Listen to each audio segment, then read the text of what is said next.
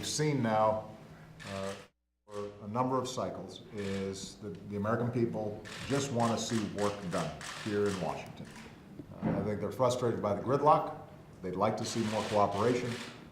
And I think all of us have the responsibility, me in particular, to try to make that happen. The rumble felt around the country and then Washington over the nation's capital last week at the midterms is nothing compared to what's on the horizon.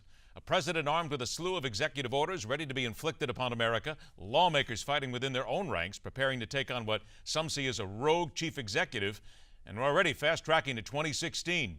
Buckle up because it's going to be a ride. Welcome to MidPoint. Former presidential hopeful, American ambassador, Assistant Secretary of State for International Organization Affairs under Ronald Reagan, and far too often someone who simply makes a lot of sense of the spider web that is American politics. Alan Keyes joins us today. Mr. Ambassador, thank you so much for being here. I'm glad to be with you. How are you today? It's an excellent day in paradise. It's the middle of the week. The weekend is coming, and all we got to talk about is politics heading towards 2016. Isn't that a perfect day?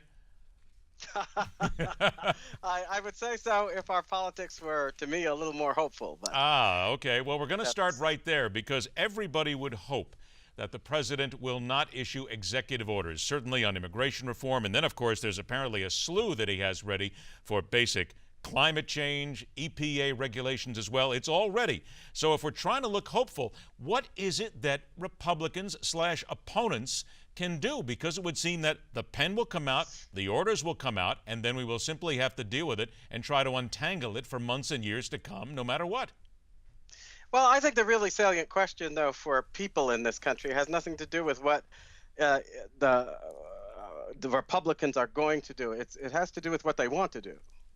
And I think that despite the fact that the voters repudiated Barack Obama and the Senate majority that had allowed him to get away with so much abuse of the Constitution, so many high crimes and misdemeanors, as many people have pointed out, I think that despite that fact, instead of taking the result as a vote of no confidence that requires that they call Obama and his cronies to account and withhold the public's confidence, just as the public did in the election, all we're hearing from the Republican leadership is how they're going to find ways to cooperate with Obama, do what Obama wants, go ahead with areas that have not been identified as of particular importance to the people, like pushing forward with more damaging free trade agreements that sacrifice our interests to the interests of people overseas without the involvement of the people in our Congress who represent the real interest of folks in the states and districts. Well, let me ask you this, and with regard to the leadership that you talked about, in your opinion then,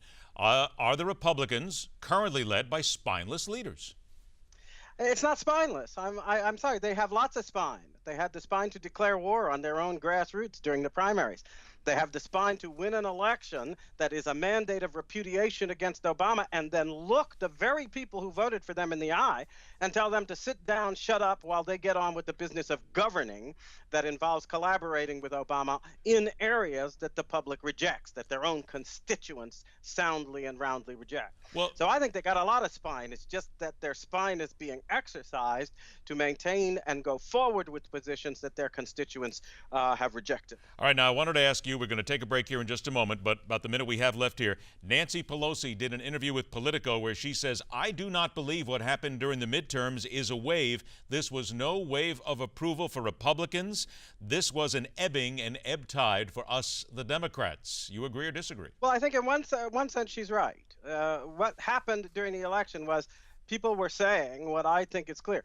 They reject Barack Obama. They reject the party that foisted him off on the country. They reject the damage that he's done in every area.